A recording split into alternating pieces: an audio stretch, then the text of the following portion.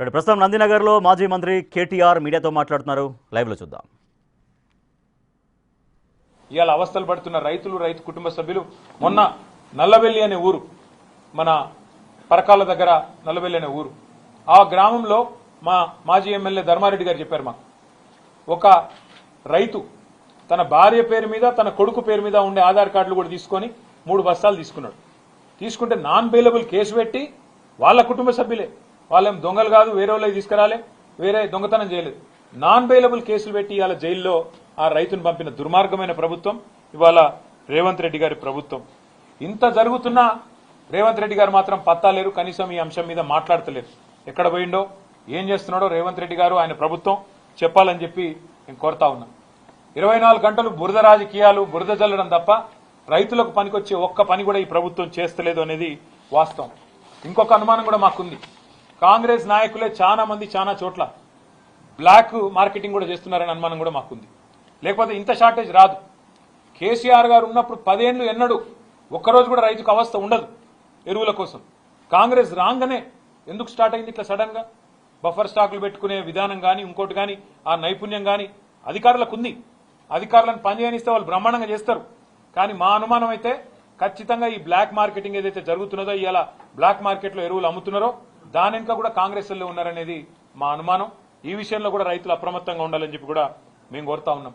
Private కంపెనీల నుంచి మరి వాటికి లబ్ధి చేకూర్చి వాటి నుంచి భారీగా ముడుపులు దొబ్బాలన్న ఆలోచన ఏమైనా ప్రభుత్వానికి ఉందా, లేదా కాంగ్రెస్ నాయకుల దందాలు క్షేత్రస్థాయిలో జరుపుకునే విధంగా రేవంత్ రెడ్డి గారి అనుచరులు, కాంగ్రెస్ నాయకులు వాళ్ళేమన్నా ఈ బ్లాక్ మార్కెటింగ్ చేసి గోదాములలో దాస్తున్నారా, కృత్రిమ కొరత సృష్టించి రేటు పెంచి రైతును ఆగం చేసి మరి వారి దగ్గర ఎక్కువ డబ్బులు గుంజే ప్రయత్నంలో ఉన్నారా?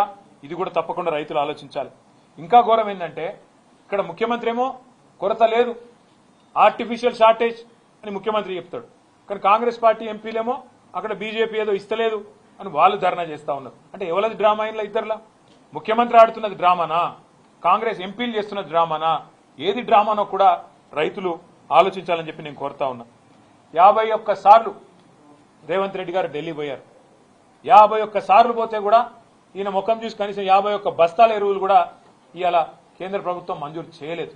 ఇంకా ఘోరం ఏంటంటే, వాళ్ళ రాష్ట్రంలో గ్రామాలలో పుట్టినరోజు బహుమతులుగా ఎరువుల బస్తాలు ఇచ్చుకునే దుస్థితి వచ్చిందంటే ఇంతకు మించిన సిగ్గుచేటు ఒక ప్రభుత్వానికి ఏది ఉండదు.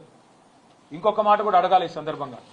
రాహుల్ గాంధీ గారు, కేంద్ర నాయకత్వం, కాంగ్రెస్ పార్టీకి సంబంధించిన నాయకత్వం, ఖార్గే గారు ఎన్నికల ముందు వస్తారు, డిక్లరేషన్లు అంటారు.